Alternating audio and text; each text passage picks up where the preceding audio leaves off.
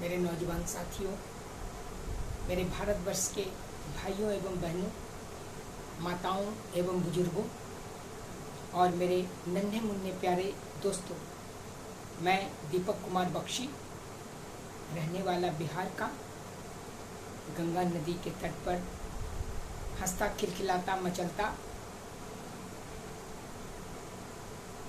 भारतवर्ष का हृदय प्रदेश बिहार,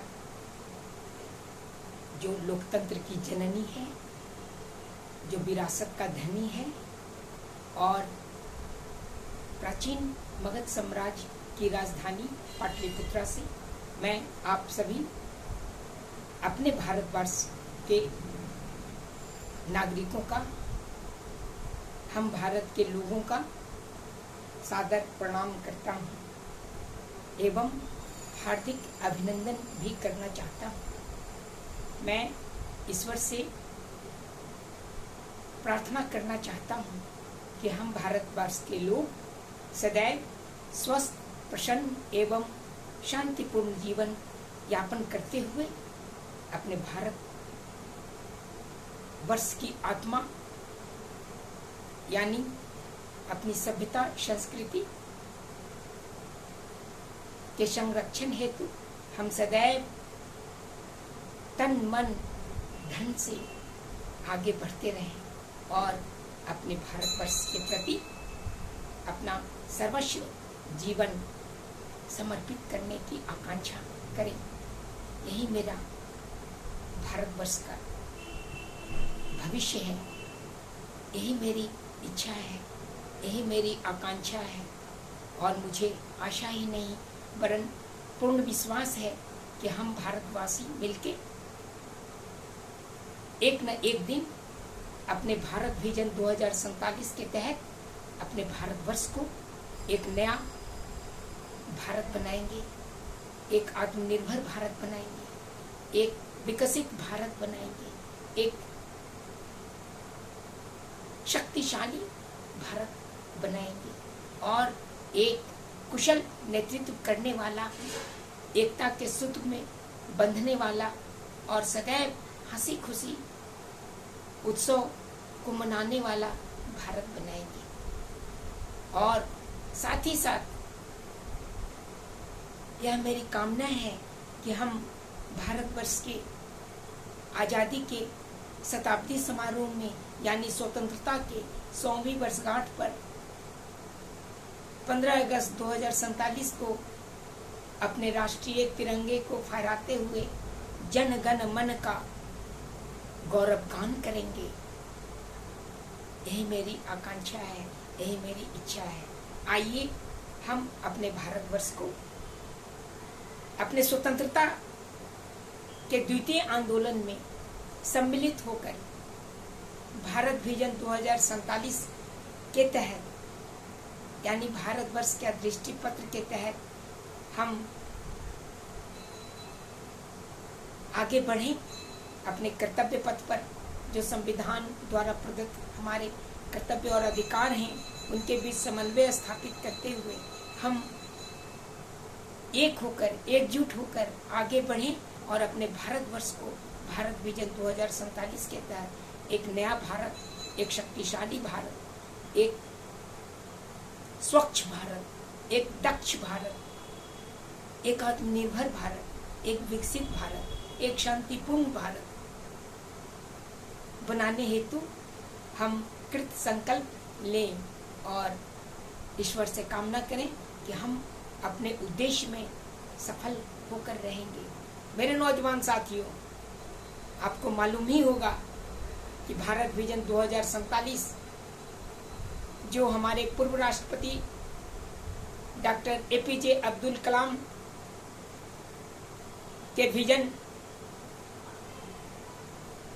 2020 यानी इंडिया विजन 2020 का द्वितीय स्वरूप है, जब उन्होंने आज़ादी के स्वर्ण काल में स्वर्ण महोत्सव मनाते हुए सन 1997 में भारत विजन 2020 को प्रतिपादित किया था, जो अगले 25 वर्षों तक 2022 तक की गाथा उन्होंने गाया था और हम नौजवानों में एक देश के प्रति न्यौछावर होने की संभावना व्यक्त की थी। उसी के तहत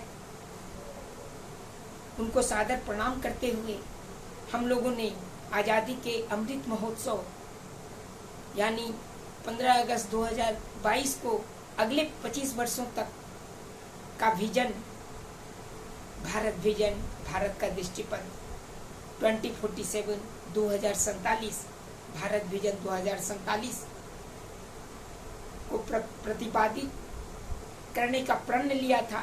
आज लगभग 2 वर्ष बीतने को हैं, अभी 23 वर्षों की यात्रा बाकी है। उसके बाद भी अनंत यात्रा भारतवर्ष के लिए हम सभी भारतवासियों का सदैव निरंतर चलता रहेगा। लेकिन हम भारतवर्ष के भारत विजन 2047 के तहत अपने राष्ट्र को एक नया राष्ट्र, एक आत्मनिर्भर राष्ट्र, एक शांतिपूर्ण राष्ट्र, एक सशक्त राष्ट्र, एक विकसित राष्ट्र, विश्व के मानस पटल पर पुनः गुरु कहलाने वाला राष्ट्र, अपनी सभ्यता और संस्कृति के तहत वसुधैव कुटुंबकम के संदेश को जगाने वाला राष्ट्र, सत्यमेव जयते की भावना के साथ सत्यम शिवम सुंदरम की रचना करने वाला राष्ट्र और साथ ही 150 करोड़ भारतवासियों के तन मन धन की रक्षा करने वाला राष्ट्र और विश्व में शांतिपूर्ण अस्तित्व, यहाँ तक कि अपने पृथ्वी माता की संरक्षण हेतु आगे बढ़ने वाला राष्ट्र बनाने के लिए हम सब आगे बढ़ें, मिल के चलें, खिल के चलें और दिल से चलें। मेरे नौजवान साथियों, आइए स्वतंत्रता के इस द्वितीय आंदोलन में हम सम्मिलित होकर आगे बढ़ें और भारत विजन 2047 के तहत अपने देश को एक नया राष्ट्र, एक आत्मनिर्भर राष्ट्र, एक विकसित राष्ट्र, एक शांतिपूर्ण राष्ट्र, एक कुशल नेतृत्व करने वाला राष्ट्र बनाने हेतु आगे बढ़ें। मेरे नौजवान साथियों, आपको मालूम ही होगा भारत विजन 2047 के तहत जो 10 उद्देश्य प्रकट किया गया है, प्रतिपादित किया गया है, वो 10 बिंदु, महत्वपूर्ण बिंदु जिनके सहारे हम आगे बढ़ने का लक्ष्य स्थापित किए हैं, वो हैं एकता एवं अखंडता का पहला, दूसरा कृषि एवं उद्योग, तीसरा विज्ञान एवं प्रौद्योगिकी, चौथा स्वास्थ्य एवं शिक्षा, पांचवा शांति एवं संरक्षा, छठा विकास एवं प्रबंधन, सातवां रणनीतिक और अंतरिक्ष में विकास एवं अनुसंधान, आठवां ऊर्जा एवं अर्थव्यवस्था, नौवां पर्यावरण एवं पारिस्थितिकी एवं 10 जो सबसे महत्वपूर्ण बिंदु है वो है विरासत एवं प्रसन्नता का भाव, आनंदमय जीवन जीने का इच्छा, आत्मविश्वास। यही हमारे 10 उद्देश्य हैं भारत विजन 2047 के। यही हमारे 10 महत्वपूर्ण बिंदु हैं जिनके सहारे हम आगे बढ़ने को उत्सुक हैं और भारत विजन 2047 के तहत अपने भारतवर्ष को एक नया भारत, एक सशक्त भारत, एक विकसित भारत, एक आत्मनिर्भर भारत, एक शांतिपूर्ण भारत बनाने हेतु हम सब आगे बढ़ चुके हैं। आइए स्वतंत्रता के द्वितीय आंदोलन में हम सब मिलकर चलें, खिलकर चलें और दिल से चलें। मेरे नौजवान साथियों, आपको मालूम ही होगा किसी भी देश, किसी भी समाज, किसी भी परिवार को आगे बढ़ाने हेतु एकता और अखंडता की अति आवश्यकता है। जब हमारा परिवार, हमारा समाज, हमारा देश एक होगा, अखंड होगा, तभी हम एक विकसित भारत की परिकल्पना को साकार करने में सक्षम हो सकते हैं। इसलिए हमें हिंदू, मुस्लिम, सिख, ईसाई सभी हैं भाई भाई की भावना के साथ, यानी धर्म, जाति, क्षेत्र एवं भाषा के दलदल से ऊपर परे होकर, क्या गरीब क्या अमीर, कश्मीर से कन्याकुमारी तक और कच्छ से कामाख्या तक, यहाँ तक कि आकाश, पाताल और पृथ्वी के संपूर्ण चराचर जगत के प्राणियों के आशीर्वाद से हम सब भारतवासी एकता के, विभिन्नता के इस देश में एकता के एक सूत्र में पिरोने की परिकल्पना को साकार करने में अभी तक सिद्ध हुए हैं। और स्वतंत्रता के वर्षों बाद भी आज हम आत्मविश्वास से भरे पूरे हैं और हम भारतवासी मिलके एक नया भारत की रचना करने हेतु अपनी एकता और अखंडता पर गर्व करते हैं। तभी हमारा भारत एक विकसित राष्ट्र बन पाएगा। मेरे नौजवान साथियों, किसी भी देश के लिए कृषि एवं उद्योग में सफलता हासिल करना काफी महत्वपूर्ण है। स्वतंत्रता के बाद जब हमारे पास भोजन, वस्त्र और आवास के मूलभूत आवश्यकता को पूरा करने के लिए संसाधन नहीं थे, तब हरित क्रांति के तहत हम लोग मिलजुल के आगे बढ़े और गांवों के खेतों में हरियाली और फसलों का उत्पादन कर हम आज आत्मनिर्भर बन पाए हैं। और तो और हमारा समाज भरपेट भोजन, शुद्ध पानी, अच्छे वस्त्र और रहने के लिए एक घर बना पाए हैं। यानी आजादी के बाद हम लोग विकास की धारा में आगे बढ़े हैं, लेकिन अभी भी बहुत सारे विकास की अवधारणा बाकी है। हमें द्वितीय हरित क्रांति के तहत अपने कृषि के विकास में आगे बढ़ना, काम करना होगा। जय जवान, जय किसान और जय विज्ञान का नारा लगाना होगा। साथ ही साथ हमें उद्योग के क्षेत्र में भी आगे बढ़ना होगा। अपने बुनियादी संरचनाओं को ठीक करना होगा। गांव के कुटीर उद्योग से लेकर शहरों के मध्यम एवं बड़े उद्योगों के सहारे हमें अपने नौजवानों को रोजगार प्रदान करना होगा। हमें हमारी सरकारी एवं गैर सरकारी योजनाओं के सहारे कृषि के साथ साथ उद्योग के धरातल पर भी आगे बढ़ना होगा, सफलता हासिल करना होगा। आज नई दुनिया, नई तकनीक, नए आशा, नए विश्वास के साथ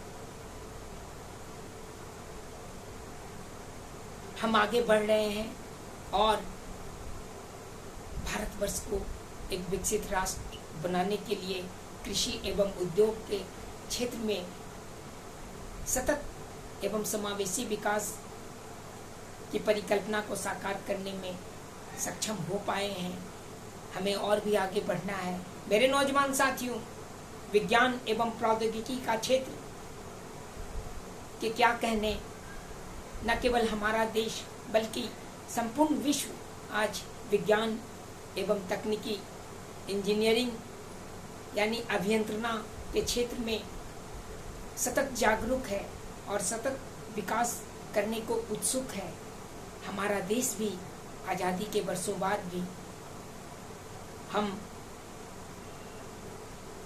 अपने वैज्ञानिकों, अपने नवाचार, अपने नौजवानों की बुद्धिमत्ता के सहारे विज्ञान एवं प्रौद्योगिकी में सफल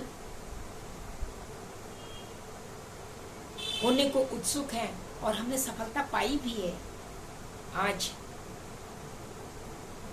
उन्नत तकनीक यानी आधुनिक तकनीक यानी कृत्रिम बुद्धिमत्ता, रोबोटिक्स, संचार क्रांति और विज्ञान एवं तकनीक के अनन्य क्षेत्र, यहाँ तक कि नैनो विज्ञान का क्षेत्र, नैनो तकनीक का क्षेत्र, अंतरिक्ष विज्ञान का क्षेत्र, सभी में हम आगे बढ़ने में सफलता पाई है। लेकिन हमें और भी आगे बढ़ना होगा, तभी हम एक विकसित भारत की परिकल्पना को साकार कर पाएंगे। मेरे नौजवान साथियों, इसी तरह शिक्षा एवं स्वास्थ्य जैसे विषय भी कम महत्वपूर्ण नहीं है। जब हम शिक्षित होंगे, जब हमारा परिवार, समाज, देश शिक्षित होगा, तभी हम आगे बढ़ पाएंगे, तभी हम सभ्य और सुसंस्कृत बन पाएंगे। गांवों के स्कूलों से लेकर शहरों के महाविद्यालयों, विश्वविद्यालयों, यहाँ तक कि अनुसंधान एवं विकास के केंद्रों के सहारे हम आगे बढ़ने में सक्षम तो हुए हैं, लेकिन विज्ञान एवं तकनीकी के क्षेत्र में जो शिक्षा प्राप्त करने की आवश्यकता है, उसमें अभी और दौड़ लगानी बाकी है। Engineering colleges, medical colleges, ITIs, polytechnics, skill development centre, इन सबों के सहारे हमें आगे बढ़ना है और अपने बच्चों, अपने बेटे बेटियों, नौजवानों को शिक्षित करना है। तभी शिक्षा आधारित समाज की रचना करने में हम सफल हो पाएंगे और हम भारतवासी शिक्षा के क्षेत्र में अलग जगाने को उत्सुक होंगे। मेरे नौजवान साथियों, शिक्षा के साथ साथ स्वास्थ्य का भी होना अति अनिवार्य है। जब हम स्वस्थ होंगे, जब हमारा तन, मन और संसाधन स्वस्थ होगा, यानी आत्मा स्वस्थ होगा, तभी हम स्वस्थ परिवार, स्वस्थ समाज और स्वस्थ राष्ट्र की परिकल्पना को साकार कर पाने में सक्षम हो पाएंगे। मेरे नौजवान साथियों, हमें स्वास्थ्य के क्षेत्र में भी शिक्षा की तरह आगे बढ़ना होगा।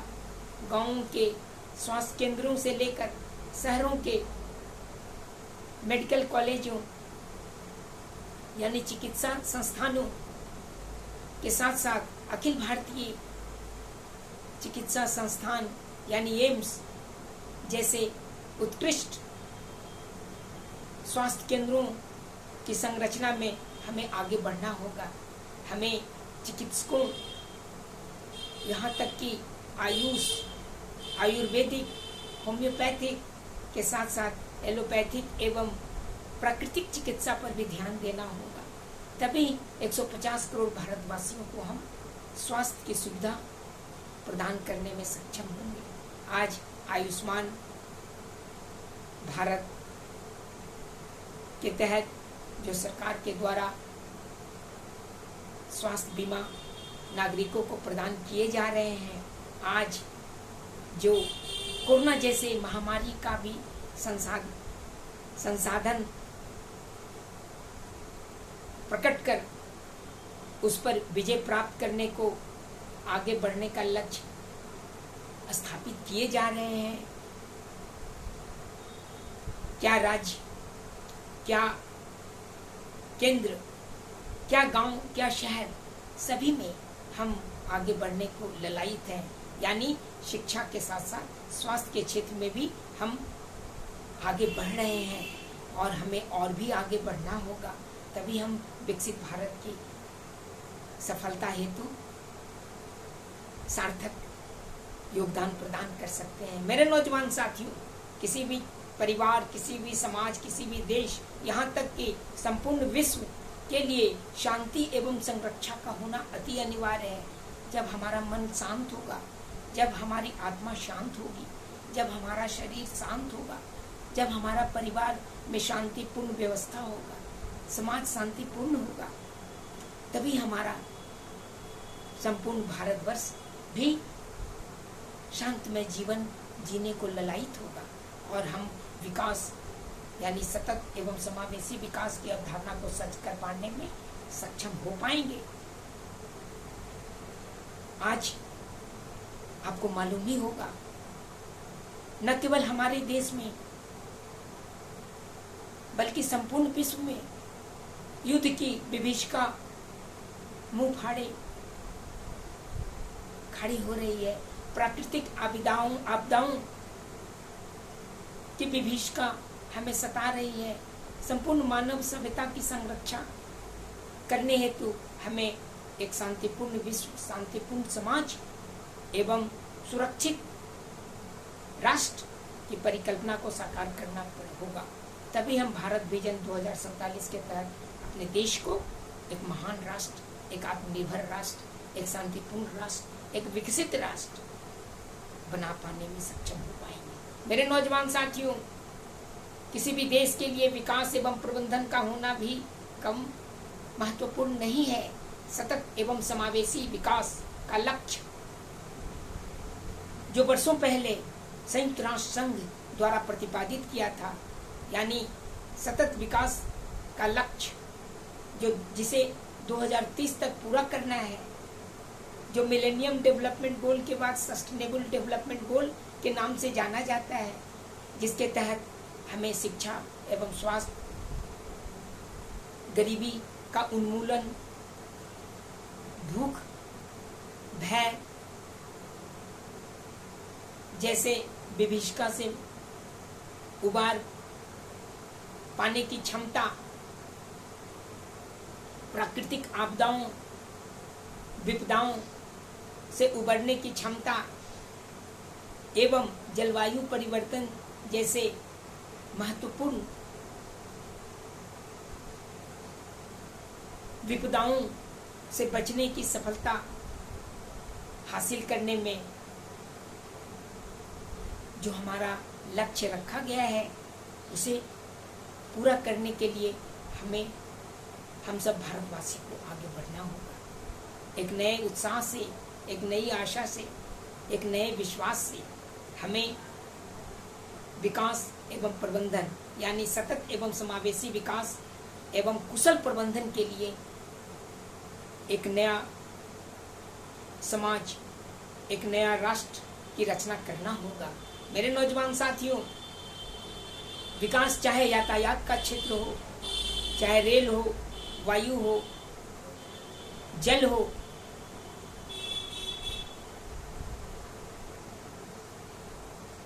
रोड हो, इन सभी को यातायात के क्षेत्र की दिशा में हम आगे बढ़ रहे हैं। हमें और भी आगे बढ़ना होगा और साथ ही साथ प्राकृतिक एवं मानव जनित आपदाओं से जूझने के लिए अपनी क्षमता का भी विकास करना होगा, जिसके लिए कुशल प्रबंधन भी अति अनिवार्य है।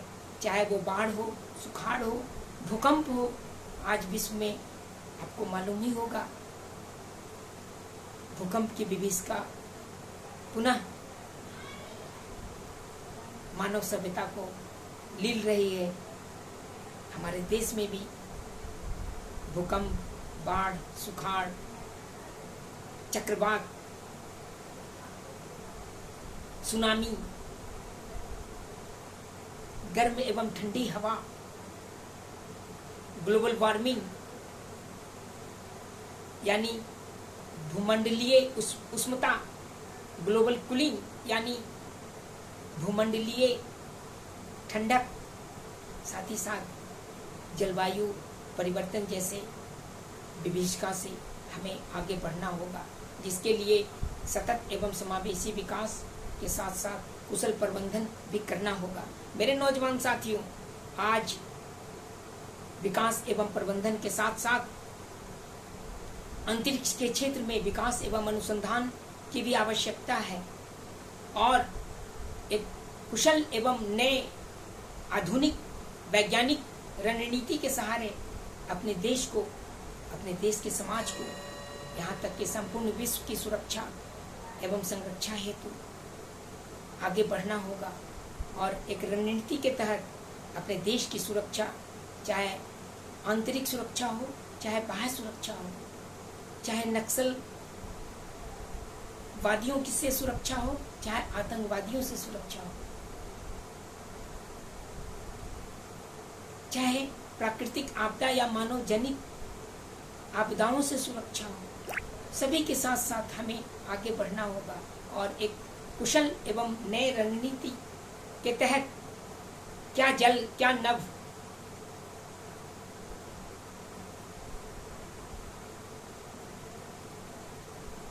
क्या धरती,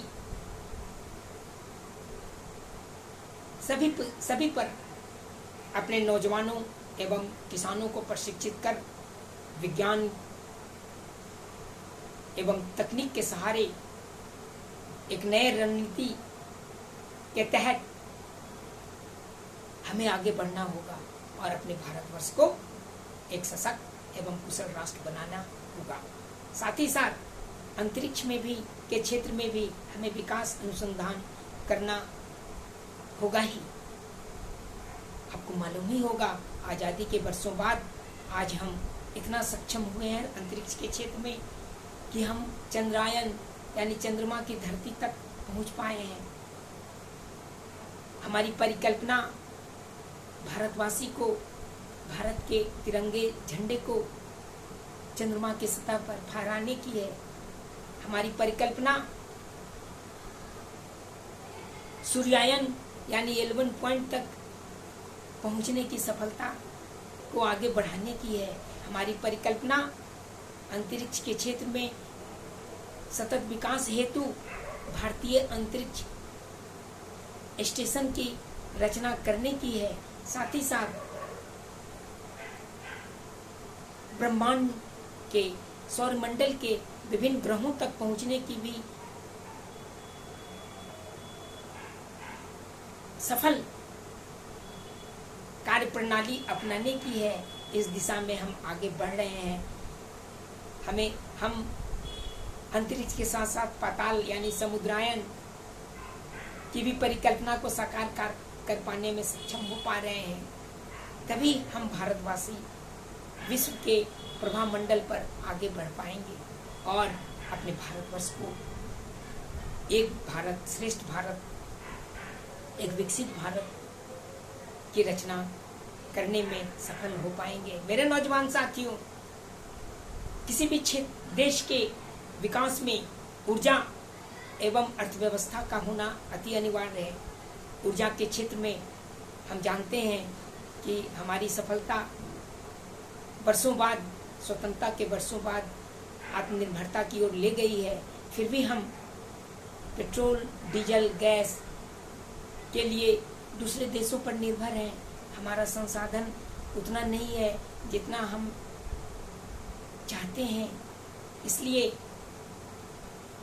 चाहे वो फ्यूल हो, फर्टिलाइजर हो, फूड हो, यानी तेल, खाद्य एवं भोज्य पदार्थ, खाद्यान्न में आत्मनिर्भरता प्राप्त करनी हो तो हमें ऊर्जा के क्षेत्र में आगे बढ़ना होगा।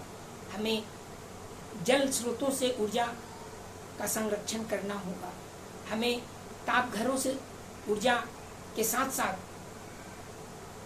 न्यूक्लियर ऊर्जा यानी परमाणविक ऊर्जा की ओर भी ध्यान देना होगा। हमें गैर पारंपरिक ऊर्जा के क्षेत्रों को भी आगे बढ़ाना होगा, जैसे सौर ऊर्जा, जैसे जल ऊर्जा, जैसे वायु ऊर्जा। इन सभी पर आगे बढ़ने का लक्ष्य स्थापित करना होगा। हम कर भी रहे हैं, फिर भी हमें और भी आगे बढ़ना होगा। तभी हम ऊर्जा के क्षेत्र में आत्मनिर्भरता की ओर अग्रसर हो पाएंगे और अपने भारतवर्ष को एक नया राष्ट्र बना पाएंगे, एक विकसित राष्ट्र बना पाएंगे। ऊर्जा के साथ साथ अर्थव्यवस्था का विकास भी अवश्यंभावी है। आज हम आज़ादी के वर्षों बाद अर्थव्यवस्था की सफलता में गर्व महसूस कर रहे हैं। आज दुनिया के 5वें भव्य अर्थव्यवस्था में हम गिने जाते हैं। यह गर्व की बात है। हमारा लक्ष्य है कि आने वाले वर्षों में हम दुनिया के तीसरे अर्थव्यवस्था कहे जाने वाले राष्ट्र बन पाएंगे। और तो और आज़ादी के शताब्दी समारोह यानी भारत विजन 2047 के तहत हम दुनिया के प्रथम अर्थव्यवस्था वाला देश भी कहाएंगे। लेकिन इसके लिए हमें खून पसीना एक कर काम करना होगा, मिलजुल कर काम करना होगा, नए वैज्ञानिक काम करने की चेष्टा करना होगा, नए नए परियोजनाएं, नए नए अर्थव्यवस्था का क्षेत्र को अपनाना होगा। हमें अपना जीडीपी जो घरेलू उत्पाद होता है उसे लगभग 10 से 20% प्रतिवर्ष करना होगा। हमारा प्रति व्यक्ति आय जो अभी काफी कमतर है, हमें गरीबी को दूर करने हेतु, रोजगार के सृजन हेतु, अपने अर्थव्यवस्था को मजबूत करने हेतु हमें प्रति व्यक्ति आय लगभग 1 लाख से 20 लाख प्रति व्यक्ति प्रति वर्ष करना होगा। और तो और हमारा लक्ष्य $5 ट्रिलियन अर्थव्यवस्था से आगे बढ़ा के 30 से 35, 40 ट्रिलियन डॉलर वाला अर्थव्यवस्था वाला राष्ट्र बनाने के लिए कठिन परिश्रम करना होगा।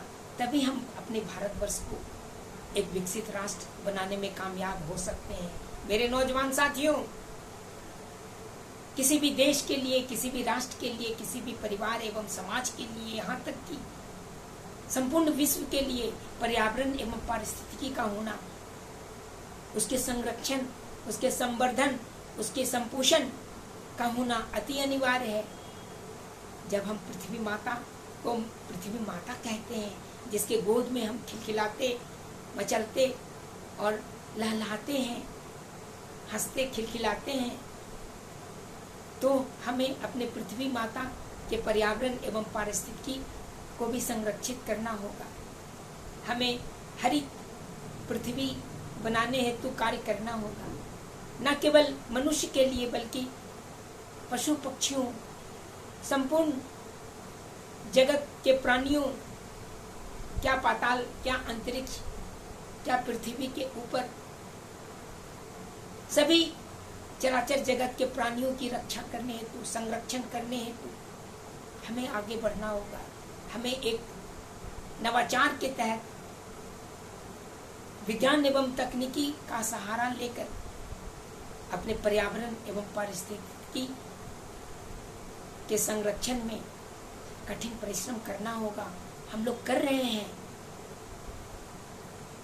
हमारे गांव के वासी, हमारे शहरों के वासी, हमारे महानगरों के वासी इस दिशा में स्वच्छ वायु, स्वच्छ जल, स्वच्छ पर्यावरण की दिशा में उन्नत कार्य कर रहे हैं।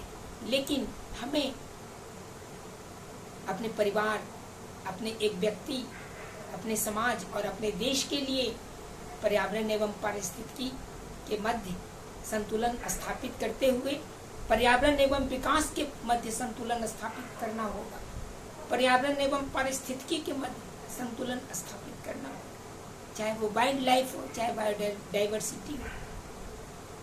सभी के क्षेत्र में हमें आगे बढ़ना होगा और अपने पृथ्वी माता की रक्षा करने के लिए, यहाँ तक कि संपूर्ण ब्रह्मांड सौरमंडल की रक्षा करने के लिए ईश्वर से प्रार्थना करना होगा। मेरे नौजवान साथियों, तभी हम जलवायु परिवर्तन जैसे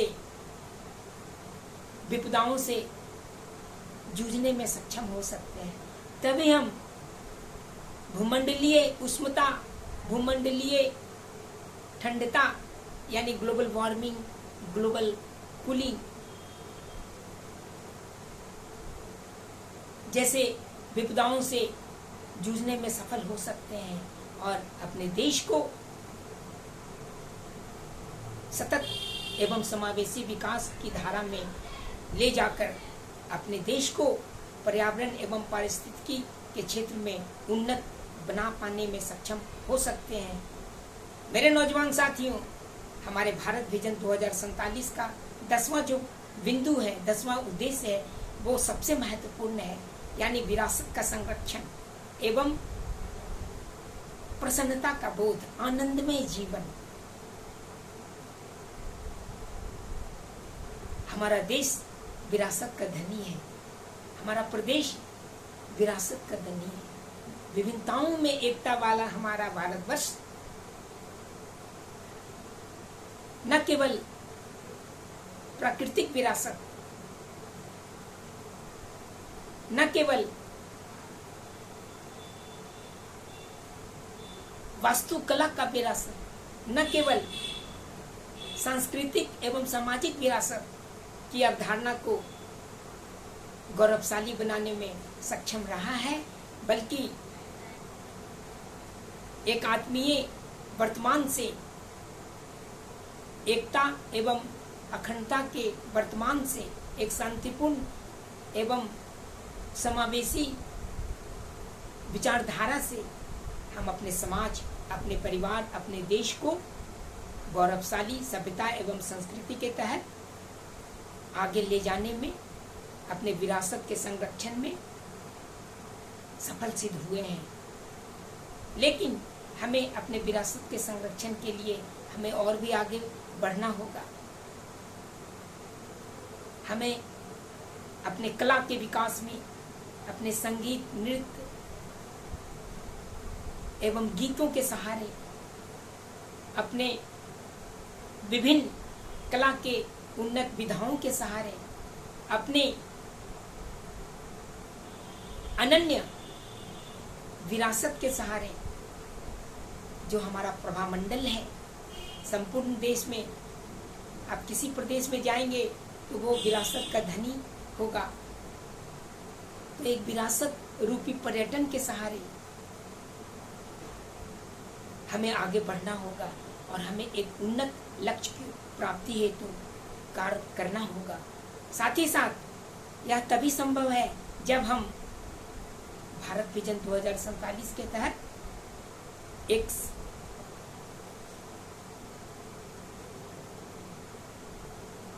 प्रसन्न समाज, एक स्वस्थ समाज, एक स्वस्थ परिवार, एक स्वस्थ प्रसन्न एवं शांतिमय परिवार, एक स्वस्थ प्रसन्न एवं शांतिमय समाज के साथ साथ स्वस्थ प्रसन्न एवं शांतिमय राष्ट्र की परिकल्पना को साकार करना होगा। जब हम आनंदित होंगे, जब हम प्रसन्न होंगे, जब हम खुशी खुशी अपना जीवन यापन करेंगे, जब हमारे बेटे बेटियां उदास नहीं होंगे, खुश होंगे, जब हमारे परिवार के लोग खुश होंगे, जब हमारे समाज के लोग खुश होंगे, यहाँ तक कि 150 करोड़ भारतवासी वाला हमारे देश के लोग खुश होंगे, प्रसन्न होंगे, स्वस्थ होंगे, तभी हम भारतवर्ष को एक विकसित, एक आत्मनिर्भर, एक कुशल राष्ट्र बनाने में सक्षम, सफल हो सकते हैं। भारत विजन 2047 के तहत हम प्रसन्नता का भाव लिए, एकता के एक सूत्र में पिरोकर सदैव स्वस्थ, प्रसन्न एवं शांति में तन मन धन यानी संसाधन के सहारे ईश्वर से प्रार्थना करें कि हे ईश्वर, हमें आशीर्वाद दें कि हम सदैव स्वस्थ, प्रसन्न एवं शांतिमय जीवन यापित करते हुए अपने भारतवर्ष को एक महान राष्ट्र बनाने हेतु कृत संकल्प लें और आगे बढ़ें। तन से, मन से और धन से आगे बढ़ें।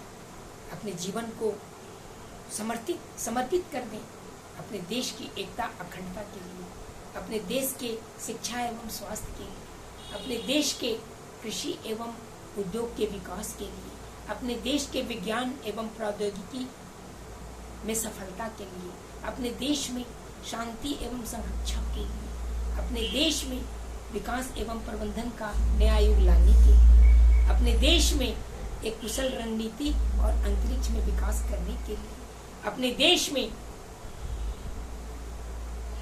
ऊर्जा एवं अर्थव्यवस्था के क्षेत्र में सफल होने के लिए, अपने देश में पर्यावरण एवं पारिस्थितिकी में सफलता हेतु संरक्षण करने के लिए और अपने देश में विरासत के संरक्षण के साथ साथ प्रसन्न भाव, प्रसन्नता का बोध अपनाने हेतु कार्य करने के लिए हम ईश्वर से प्रार्थना करें। और मुझे आशा ही नहीं बल्कि पूर्ण विश्वास है कि जब हम एक होंगे तो अनेक होंगे और 150 करोड़ भारतवासियों के साथ स्वतंत्रता के एक नए संग्राम में शरीक होकर हम भारत विजन 2047 के तहत अपने भारतवर्ष को एक नया भारत, एक विकसित भारत, एक आत्मनिर्भर भारत, एक श्रेष्ठ भारत, एक शांतिपूर्ण भारत और विश्व के मानस पटल पर पुनः गुरु कहलाने वाला भारत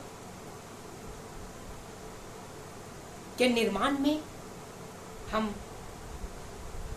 सतत एवं समावेशी विकास की धारा के साथ आगे बढ़ें, मिल के चलें, खिल के चलें और दिल से चलें। मेरे नौजवान साथियों, आइए हम स्वतंत्रता के शताब्दी समारोह में 15 अगस्त 2047 को अपने 100वीं स्वतंत्रता दिवस के अवसर पर अपने राष्ट्रीय झंडे को फहराते हुए अपने राष्ट्रगान यानी जन गण मन अधिनायक जय हे भारत भाग्य विधाता का गुणगान करने हेतु एक नए उत्साह, नए विश्वास, नए आत्मविश्वास के सहारे संकल्प लें कि हम भारत विजन 2047 के तहत एक न एक दिन यानी अपने स्वतंत्रता के शताब्दी समारोह में अपने भारतवर्ष को एक महान राष्ट्र, एक आत्मनिर्भर राष्ट्र, एक विकसित राष्ट्र, एक शांतिपूर्ण राष्ट्र और एक कुशल नेतृत्व करने वाला राष्ट्र बनाने हेतु सदैव अपने कर्तव्य पथ पर आगे बढ़ते रहेंगे। होगी सफलता क्यों नहीं, कर्तव्य पथ पर दृढ़ रहो। मेरे नौजवान साथियों, आइए हम सब मिलके कहें, हम होंगे कामयाब, हम होंगे कामयाब एक दिन। मन में है विश्वास, पूरा है विश्वास, हम होंगे कामयाब एक दिन। मेरे नौजवान साथियों, सबके हृदय में सर्वदा संवेदना का दाह हो, हमको तुम्हारी चाह हो, तुमको हमारी चाह हो। जय हिंद, जय हिंद, जय हिंद, जय हिंद। वंदे मातरम, वंदे मातरम, वंदे मातरम। भारत माता की जय, भारत माता की जय, भारत माता की जय। जय भारतवर्ष, जय हम भारत के लोग। जय जय जय अधिनायक।